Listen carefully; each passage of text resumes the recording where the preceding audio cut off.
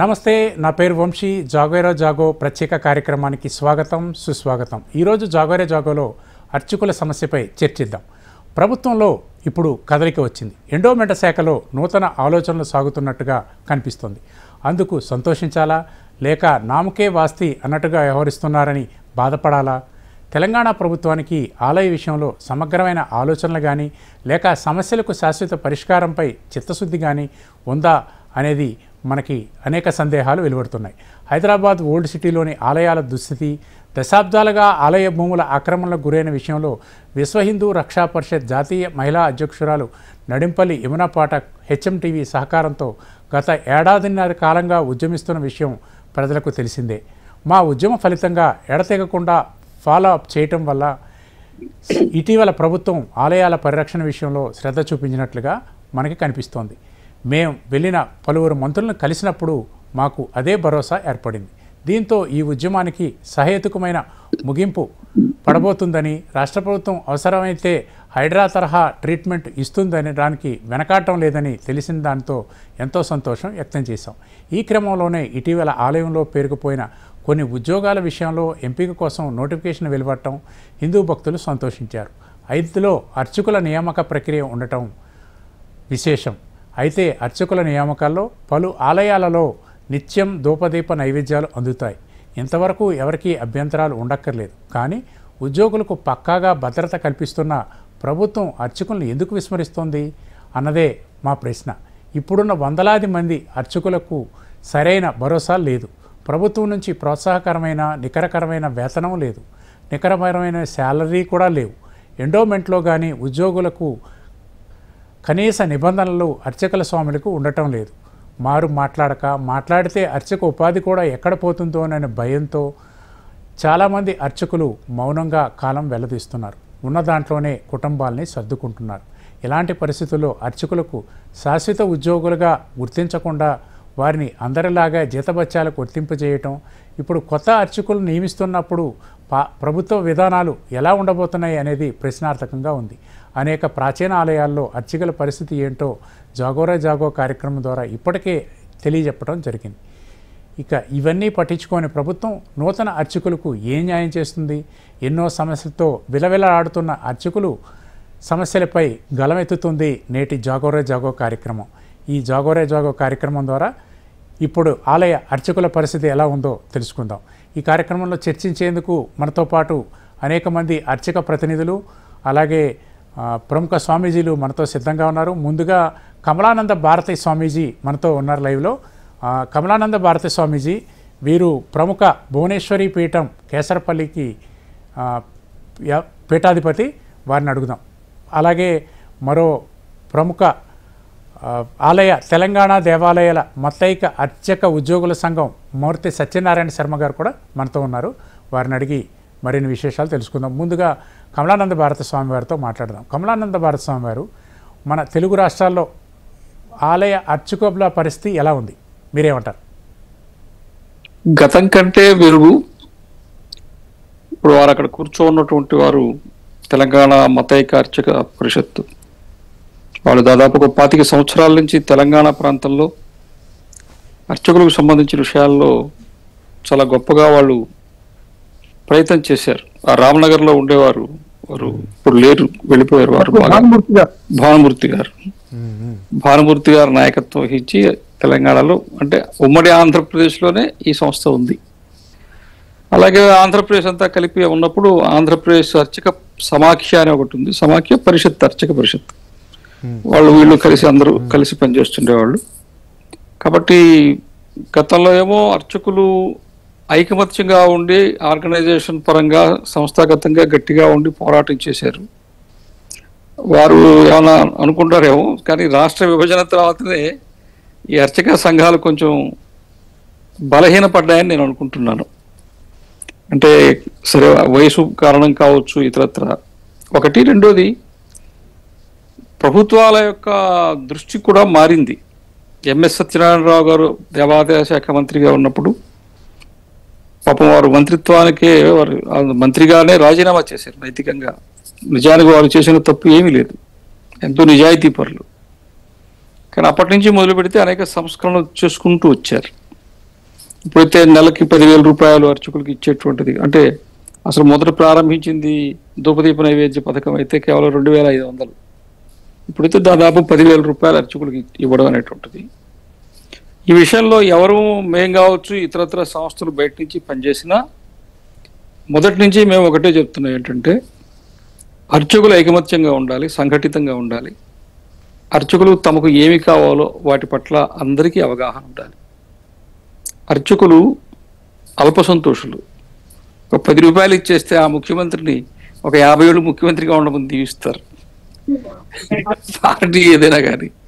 కాబట్టి మనకి ఏం కావాలో, తర్వాత ఇంకేం చేసుకోవాలా, ఆ విధంగా ఆలోచించి సంఘటితంగా అందరూ కలిసి చేసుకుంటే.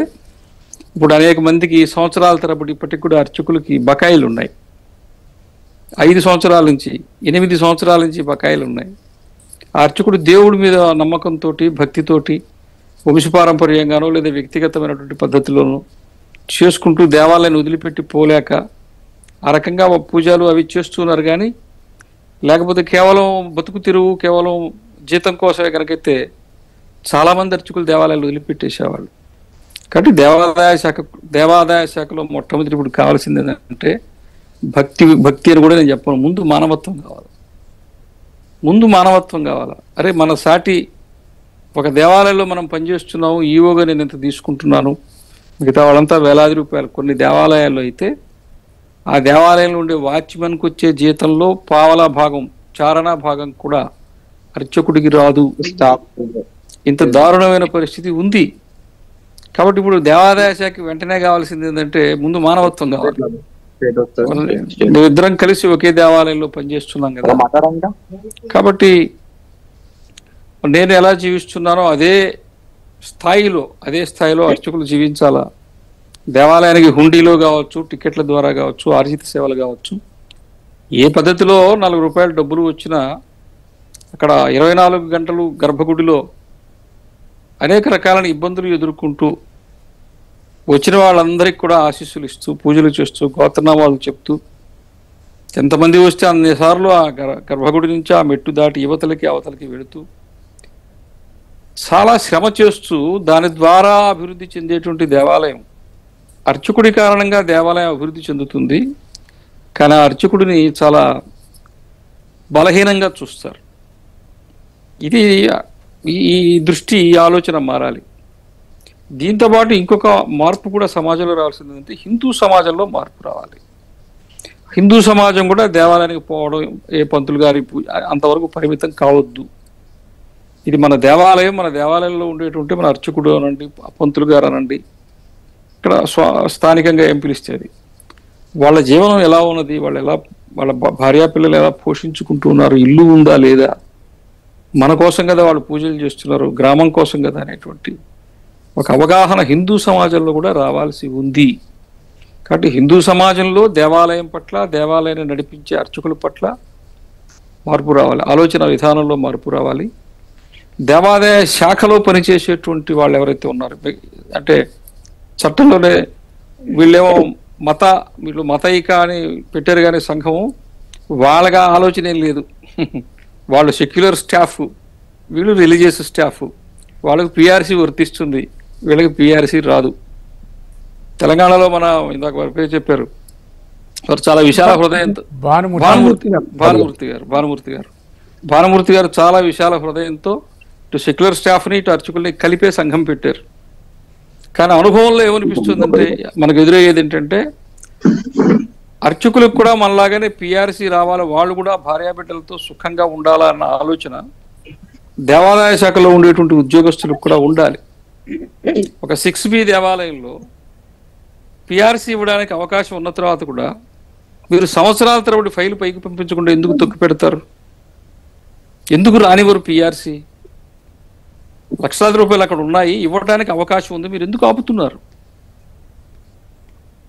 కాబట్టి గ్రూప్ ఆఫ్ టెంపుల్స్ అని పెట్టి దానికి ఇంతకుముందు పిమ్ అని ఉండేవాళ్ళు, తర్వాత ఏదో అక్కడ వచ్చే ఒక దేవాలయం ద్వారా వచ్చేటువంటి ఆదాయంతో ఈవో జీతం తీసుకుంటున్నాడు. మరి అర్చకుల సంగతి ఏంటి?